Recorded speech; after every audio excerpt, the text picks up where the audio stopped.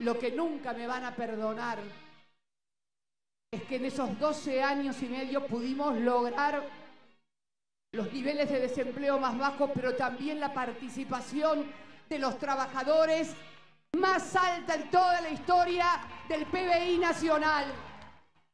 O pagarle al fondo para que no nos digan cómo tiene que ser la política económica del país. Me gatillaron en la cara porque me quieren presa o muerta. ¿No se dan cuenta que en definitiva lo que nunca van a poder evitar que vuelva es el pueblo, que tiene una identidad y que tiene una historia en la República Argentina? ¿Creen, como creyeron, echándolo a Perón 18 años, se iban a olvidar? ¿Cómo la gente se va a olvidar de que hay que comer 4 veces al día? ¿Cómo la gente se va a olvidar? Bueno, hace hoy exactamente 3 años, en realidad se va a cumplir cerca de las 21 horas del día de hoy, son los 3 años del intento de magnicidio contra Cristina Kirchner. Te voy a contar algo que no lo he contado muchas veces. Yo en ese momento estaba en Crónica TV, eran 9:15 de la noche.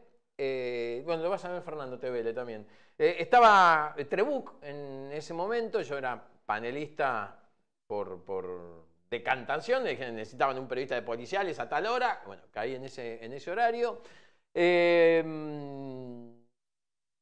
Un grupo de periodistas, turno tarde, periodistas de la calle. Allí estaba la compañera Corrales en la puerta de la casa de Cristina y nos tira 9:10, 9:15 de la noche, cuando empezó a aclararse lo que había pasado 5 minutos antes, que le habían gatillado en la cara a Cristina Kirchner, que es la imagen, bueno, que estamos mostrando, algo que me parece no tenemos que dejar pasar por alto, ¿no?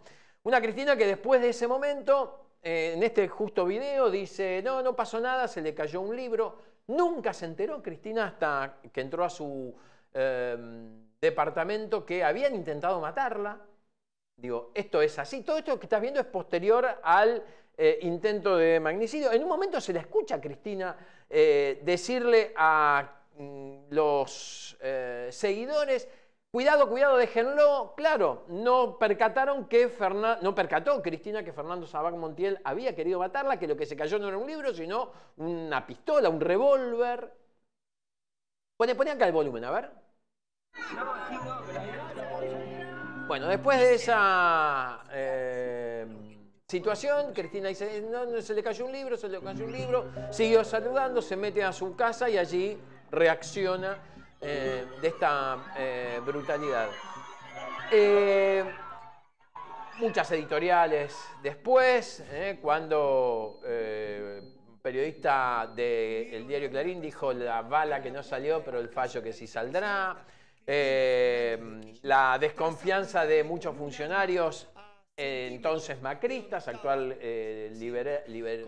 libertarios, como Patricia Bullrich, que no solo no se solidarizó con Cristina, sino que puso en duda este intento de magnicidio y que obviamente esto podría haber cambiado. Si esto, terminaba ocurriendo, no lo quiero decir, hubiese cambiado la historia de este país para siempre, es lo que yo supongo. Fernando Tevele es periodista de La Retaguardia, un medio de comunicación autosustentable que está siguiendo muy de cerca el juicio por el atentado contra Cristina y que tiene una mirada, por supuesto, que compartimos y que quiero compartir también con ustedes porque, como te decía, sigue muy de cerca el juicio por este atentado que fue brutal. Yo recuerdo la conmoción, ¿no? en ese momento. Yo de Crónica, Fernando, te cuento, volvía en colectivo con miedo. Todos los pasajeros íbamos con miedo porque no sabíamos qué podía pasar, ¿no? Después de que a una expresidenta y de la talla de la figura de Cristina hayan intentado matarla. Bueno, el análisis que quiero que compartamos es a 3 años de esta locura, de esta situación tan terrible, cómo está la causa, cosas nuevas han surgido y cómo, bueno, suponés vos que va a terminar. Te agradezco que me puedas atender, un gusto verte y escucharte. ¿Qué tal? ¿Cómo estás, Pablo? Gracias por la convocatoria. Bueno, la verdad es que estaba volviendo a ver las imágenes que ustedes estaban poniendo allí con un impacto muy particular, ¿no? Cuesta mucho volver a ver esas imágenes. Sí. Uno no puede dejar de preguntarse esto que vos preguntabas recién, ¿no? ¿Qué hubiera pasado si? ¿No? Y bueno, en lo que tiene que ver con y además es una de esas jornadas, me quedo pensando esto, es una de esas jornadas en las que todos recordamos qué estábamos haciendo, ¿no? Esas jornadas históricas en las que uno recuerda exactamente cómo se enteró. Sí. En lo que tiene que ver con lo judicial, bueno, la justicia argentina, ¿no? Uno podría hacer un saldo positivo y un saldo negativo de lo que está pasando con la investigación de esta causa. El saldo positivo es que relativamente cerca, en el tiempo, se está realizando un juicio, ¿no? Hoy se están cumpliendo este nuevo aniversario y estamos cerquita de terminar el juicio contra los autores materiales del hecho. Imagínate que yo todos los días en la retaguardia aquí con el equipo estamos transmitiendo juicios, la mayoría vinculados a la dictadura, es decir, que estamos acostumbrados a hacer juicios 50 años después. Para nosotros haber comenzado un juicio a 1 año y medio, 2 años de que se produjera el atentado, 1 año y medio, cuando comenzó el juicio, había pasado, es un dato positivo. Pero viene pegadito el negativo, no se entusiasmen con el dato positivo, porque pegadito viene el dato negativo, que es, aquí están sentados nada más que 3 personas acusadas, 2 de ser los autores materiales que estaban en el lugar, que son Fernando Sabac Montiel y Brenda Uliarte, y hay un tercer acusado, Gabriel Nicolás Carrizo, que la semana pasada quedó libre, porque ni la querella de Cristina ni la fiscalía lo acusaron. Si querés después podemos hablar de eso. Sí, claro. Nos resultó muy sorprendente a Carlos Rodríguez y a mí, que estamos en la cobertura de este juicio. Podría leerse que el juicio se esté realizando con esta velocidad también como un techo, ¿no? Quiero decir, están solo quienes jalaron del gatillo y quienes estaban ahí haciendo el soporte, pero nada o sea, como si fueran una célula fantasma y autogestiva, ¿no? Y todos tenemos la sensación de que aquí pudo haber habido una planificación más política, por decirlo de algún modo, y hay otra causa en la justicia que también lleva adelante la jueza Capuchetti, muy cuestionada por la elevación oral de este juicio que estamos haciendo y del otro que todavía no sale, que tiene investigado a Gerardo Milman por aquel dato que aparece en una reunión en un bar frente al Congreso, en el que él le habría dicho a 2 de sus secretarias que cuando la maten yo ya voy a estar de viaje. Y bueno, los pibes estos de Revolución Federal, uno de los grupos más radicalizados en aquel momento, que habían tenido contacto con Uliarte y Sabac Montiel, que habían ido a algunas de esas actividades, la marcha de antorchas a la Casa Rosada, esa gran marcha donde hubo guillotina preparada por la gente de Revolución Federal. Bueno, esos pibes que fueron testigos en este juicio están también investigados allí. En este juicio particular que se está llevando adelante ahora, la verdad es que para mí fue muy enriquecedor poder seguir este juicio.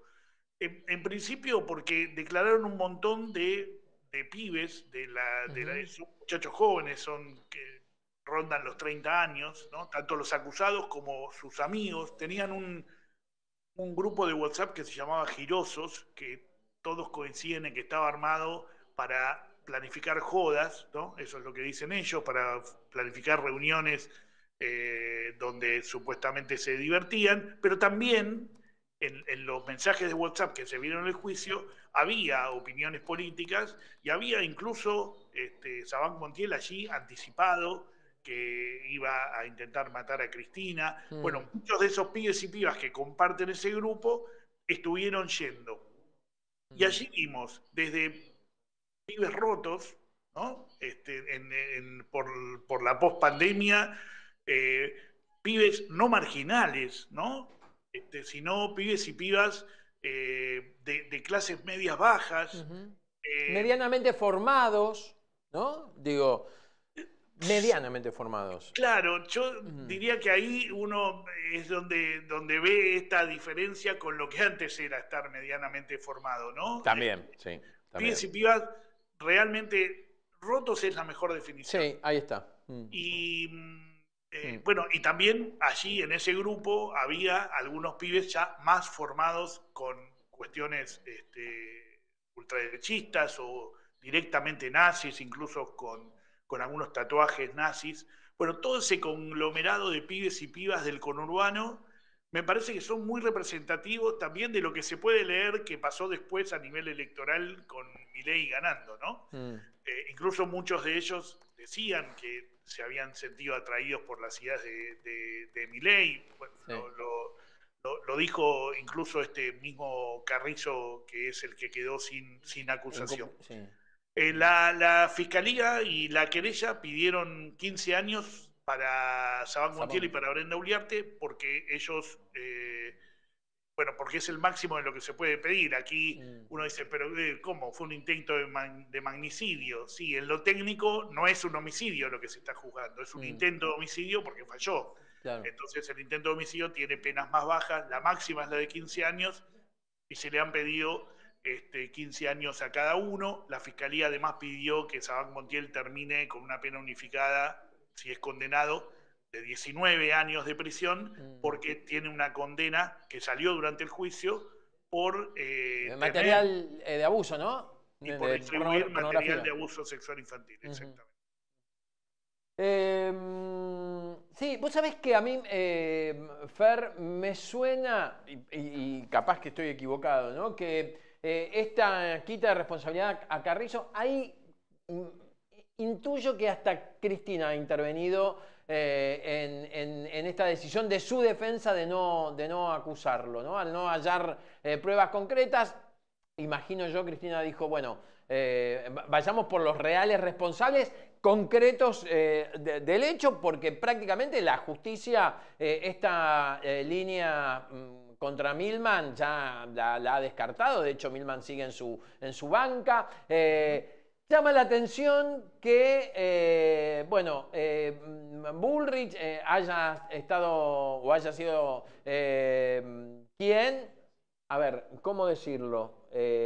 Supuestamente mandó a limpiar los teléfonos de Milman. Se reitera o se repite que las fuerzas que hoy sí conduce Bullrich vayan a peritar los teléfonos de Españolo, ¿no? Digo, cosas que son diferentes hechos, pero que tienen más o menos la misma lógica. ¿Vos qué crees que va a terminar cumpliéndose estas condenas que piden para Uliarte, para Sabanc Montiel? ¿La justicia va a ir por allí finalmente, por lo menos el tribunal? Varias cosas. Primero, podríamos tener cierta tranquilidad en cuanto a que los teléfonos a los que hacías referencias de estos personajes que están ahí, que uno no sabe hasta dónde son culpables y hasta dónde están siendo denunciadores, o por ahí son las dos cosas. En realidad el peritaje lo hace una unidad específica que tiene el Ministerio Público Fiscal, la Fiscalía, que en este caso no pudo hacer mucho, porque en el caso, digo, del juicio de Cristina, porque la principal prueba del juicio, que es el teléfono de Fernando Sabanc Montiel, quedó inutilizado, o indica que en el trayecto entre el juzgado de Capuchetti y justamente la Fiscalía donde se iba a analizar. En ese trayecto fue inutilizado el teléfono, por lo que se pudo reconstruir en el juicio. Incluso fue muy raro que la jueza Capuchetti mandó a una integrante de la Policía Federal parte de su custodia sola, con la prueba más importante de la causa más importante que tenía en ese momento en su juzgado. Es raro, ¿no? Mandar solo a una persona, por más que sea policía, con una prueba tan relevante. Cuando llega al lugar de la fiscalía, de la Policía de Seguridad Aeroportuaria, perdón, donde tenían que recibir para hacer el peritaje, lo que dicen los de la PSA es que ya llegó con el sobre abierto y el teléfono adentro, pero un sobre papel madera abierto, ¿no? De hecho, a partir de ese caso del teléfono de Sabac Montiel, se cambió el protocolo de cómo deben custodiarse estas pruebas, y ahora se utiliza lo que se llama un sobre Faraday, que es un sobre como cuando vas a la farmacia esta más conocida, bueno, que te cierran y te ponen un precinto y te dan ahí lo que vos compraste, bueno, eso. Yo diría que hay muy pocas posibilidades de que Montiel y Uriarte, Sabac Montiel y Uriarte no sean condenados. Van a ser condenados, y yo creo que van a ser condenados los dos a 15 años de prisión, y Sabac Montiel tendrá que estar 19. El caso de Carrizo, no habrá acusación, como vos bien pensás. Cristina intervino en esta decisión, lo dijo su propio querellante, su abogado, dijo Ubeira, que en el alegato, y después nos lo ratificó a nosotros charlando en la transmisión, que Cristina había dicho que no quería que le hicieran a nadie, ella no quería hacer lo que le estaban haciendo a ella, que era perseguirla políticamente a través de la justicia. Entonces no acusó. La Fiscalía la semana siguiente también ratificó que no iba a haber acusación, por lo tanto el defensor pidió la inmediata libertad y Carrizo quedó libre hace 10 días. El defensor de Gabriel Carrizo se llama Gastón Marano. Nosotros lo entrevistamos al finalizar esa audiencia en la que quedó libre. Marano trabaja para la Embajada de Estados Unidos.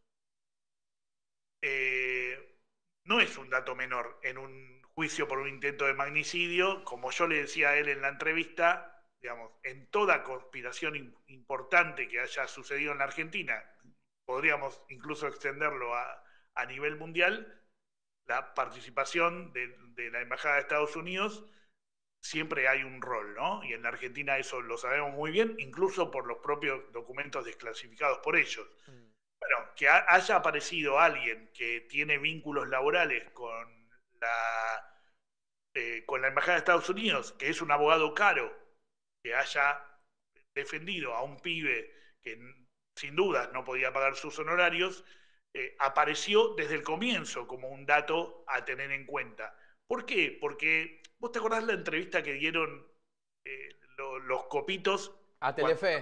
En Telefe, cuando Sabac Montiel ya estaba preso. Si vos vas a ver esa... Es bueno hacer el ejercicio de ir a ver esa entrevista de nuevo. Lo vas a ver a Carrizo en un rol de jefe, claramente. Que él decide cuándo habla Uliarte y cuándo no. Él decide cuándo hablan los demás. Y él habla mucho en ese juicio. Él lo que dice en esa entrevista, él lo que dice es que en ese momento él no sabía que Brenda Uliarte también era parte del intento de magnicidio. Y bueno, y evidentemente las partes le creyeron. Ahora, durante el juicio se vieron un montón de mensajes, de chat, de WhatsApp de Carrizo, donde, por ejemplo, en uno dice: recién intentamos matar a Cristina. Esto estaba planificado para dentro de una semana, pero el pelotudo hizo todo mal. Estamos decididos a matar a la puta esa. El que la va a matar seguramente va a ser un amigo, o voy a ser yo. Carrizo tuvo la estrategia de que cuando terminaron las testimoniales pidió hablar. Y allí, en esa ampliación indagatoria, que hoy vemos como clave para en la estrategia que lo terminó liberando, él dijo que le pedía perdón a Cristina, que incluso hasta la había votado, y que él estaba en el juicio porque era un pelotudo, que se había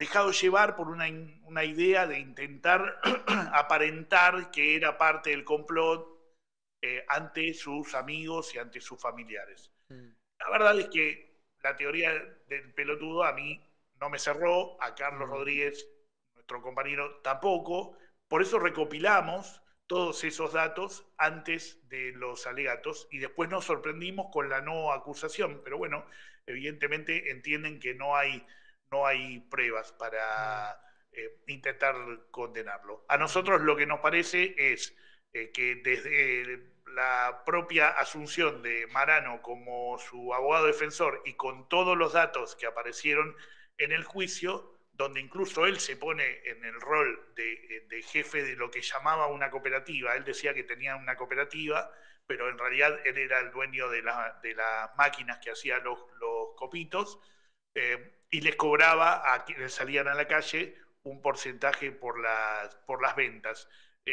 Bueno, a nosotros nos parecía que tenía incluso como un rol de organizador, pero evidentemente no es lo que entendieron quienes estaban dentro del juicio. Sí, sí, sobre todo por estas últimas declaraciones que vos decís, ¿no? Si está claro, ahí mientras conversábamos veíamos la imagen de esta conferencia de prensa improvisada por parte del noticiero de Telefe y también lo que había dicho Carrizo, ¿no? Que habían intentado matar recién intentamos matar a Cristina. Bueno, y queda ahí en cada uno de nosotros saber también o creer qué fue lo que vio tanto la defensa como la parte acusatoria para quitarlo, para sacarlo del medio de la reunión. Jimena Tesanos Pintos, la famosa vecina de arriba de Cristina, también ha tenido una participación, ¿no?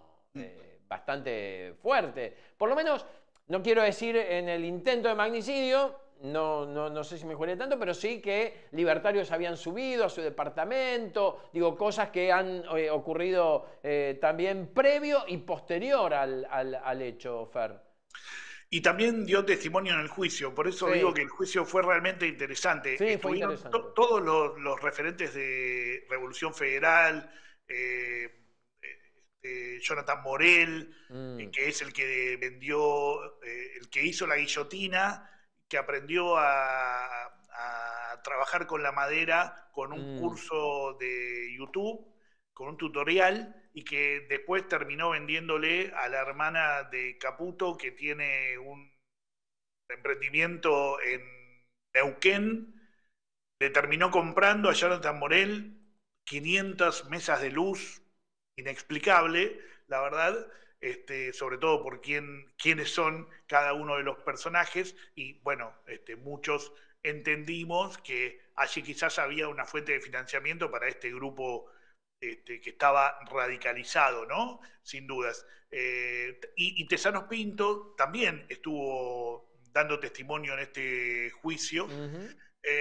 Ella, bueno, por supuesto, ratificó, no podía hacer otra cosa, que vivía en el piso de arriba de Cristina en ese momento, pero lo más grave del asunto es que en esa testimonial también quedó claro que se hacían reuniones allí de anticristinistas radicalizados, entre los que estaban estos pibes de Revolución Federal, que también ratificaron haber ido y haber mantenido reuniones allí, e incluso sobre el final de su testimonio, medio que se le escapó decir que, queriendo decir que había sido rara la actitud de la custodia de la presidenta el día del atentado, terminó admitiendo de alguna manera que sabía perfectamente cómo se movía la custodia de Cristina, ¿no? En esa crítica había una admisión de que había también hecho alguna inteligencia sobre cómo se manejaba la custodia de Cristina.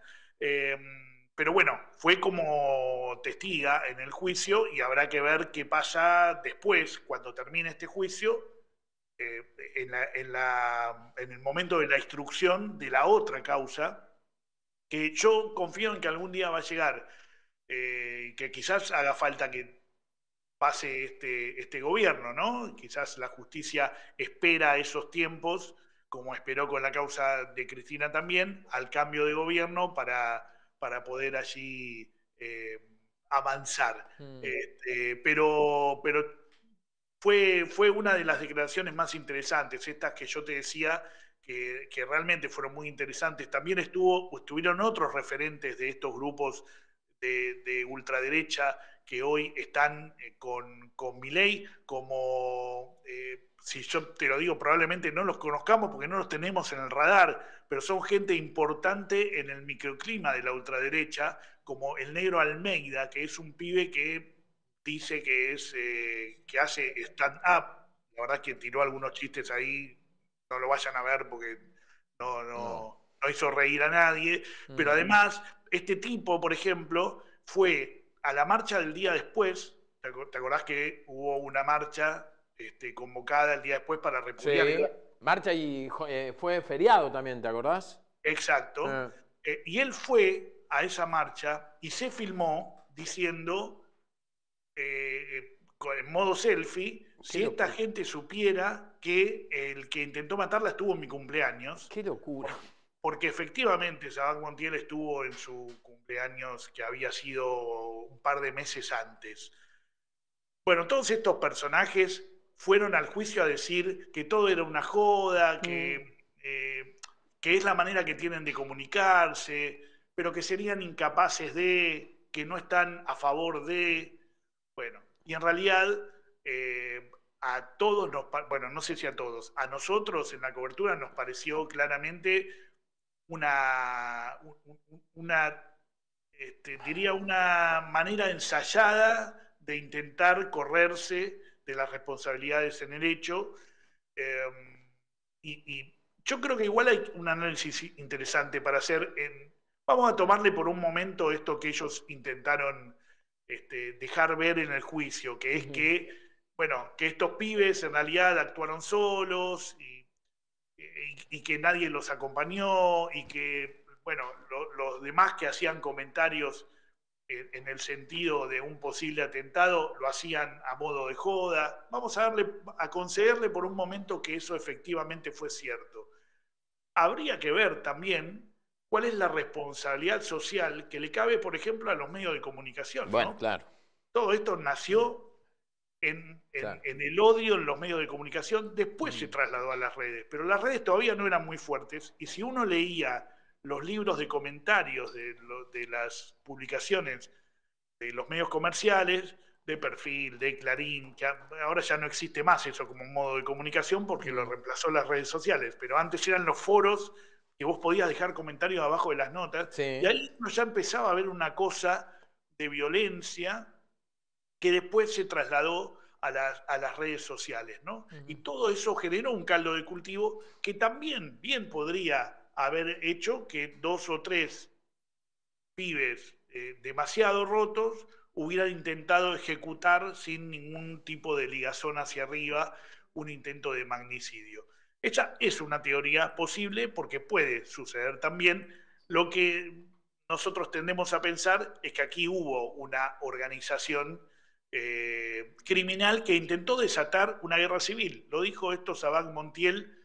El único momento, el día 1, que mostró algo de arrepentimiento cuando habló, dijo, bueno, mucho que él quería ser famoso y que quería pasar a la historia como una suerte de San Martín, pero también en un momento dijo que él, ahora analizando los hechos, cree que lo mejor que pudo haber pasado es que haya sucedido lo que pasó, que es que haya fallado en el intento, porque si no se hubiera desatado una guerra civil en la Argentina.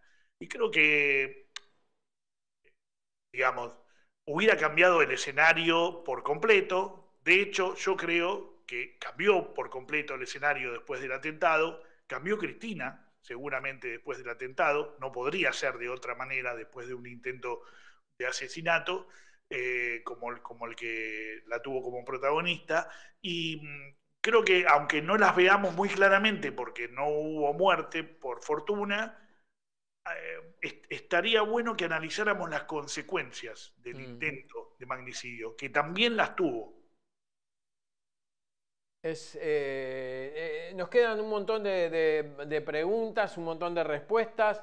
Y bueno, ¿no? Digo, saber que gracias a Dios, lo voy a decir y capaz que te va a sonar a vos o a la gente raro, gracias a Dios, por el cariño que yo también le tengo a Cristina, porque digo, ya esto traspasa la objetividad, y pongo comillas, Fer, periodística, ¿no? Porque cuando uno de este lado de la grieta, ¿cómo decirlo?, muestra cierto acercamiento a un sector político, insisto, los de este lado de la grieta somos pagos, somos planeros de Cristina y demás.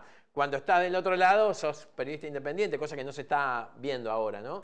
Claro. Digo que, insisto, digo que eso no ocurrió, que el hecho per se no pudo llevarse a cabo, porque, insisto con lo mismo, hoy seríamos otro país, hoy seríamos otro país. Pero queda que la justicia haga su resumen final. ¿Vos sabés cuándo es el dictado de la condena? Ahora nos faltan los alegatos de las defensas, que comienzan la semana próxima. Esta semana no hay audiencia. El miércoles siguiente tenemos alegatos de las defensas. Bien. Son 2 jornadas y después el tribunal escuchará las últimas palabras. En un mes vamos a tener veredicto, en octubre, seguramente los primeros miércoles de octubre, vamos a tener veredicto en el juicio. Vos sabés que tomo una cosa más, si me permitís, si tengo tiempo. Obvio, sí. A propósito de lo que decías vos recién, a nosotros esta cobertura nos trajo un montón de satisfacciones en lo periodístico, entre otras cosas porque somos el único medio que está transmitiendo en vivo, que transmitió en vivo todo el juicio. Nosotros arrancamos pensando que alguno se nos iba a sumar y la iba a ver en el camino, la relevancia de este juicio, pero yo sigo sorprendido. El juicio está por terminar y yo sigo sorprendido de la escasa cobertura que ha tenido un juicio semejante. Si hubiera sido un intento de asesinato del presidente de Estados Unidos y hubiera un juicio, yo te aseguro que los medios comerciales estarían haciendo una crónica todos los días de lo que está pasando en ese juicio. Y aquí eso no pasó. Pasó en algunos casos muy puntuales y particulares, y por supuesto el día del veredicto va a haber una cobertura particular. Pero además creo que es interesante analizar, perdón que nos pongan el centro a la retaguardia, pero analizar cómo nosotros llegamos a la cobertura de este juicio. Porque nosotros veníamos cubriendo juicios por crímenes de lesa humanidad, algunos de gatillo fácil, y cuando apareció este juicio dijimos, nosotros transmitimos juicios, no vamos a transmitir este. Y la decisión fue absolutamente periodística, porque nuestro medio no es un medio que, esto vos hablabas de la grieta recién, al que podamos calificar un medio kirchnerista. Nosotros somos un medio en el que quienes participamos, hay desde gente de izquierda, gente peronista, gente anarquista, digamos, podríamos enmarcarnos todos en eso que se llama campo popular, pero no somos un medio vinculado partidariamente como medio a ningún sector político. Entonces, la decisión que tomamos de cubrir este juicio fue meramente periodística. Y es sorprendente que un medio tome no es usual hoy que un medio tome una decisión de qué va a cubrir o qué no va a cubrir solo por una cuestión periodística. Porque en general esas decisiones de agenda en los medios de comunicación se toman por lo que uno piense, si está a favor o si está en contra de eso que va a pasar, ¿no? Y a nosotros esto nos hizo reflexionar mucho, ¿no? De cómo los periodistas dejamos de hacer periodismo para pasar a hacer otra cosa, sin darnos cuenta, incluso con la intención de seguir haciendo periodismo, y tomamos las decisiones de agenda, no siempre por si un hecho periodístico vale la pena ser cubierto o no, sino por lo que pensamos.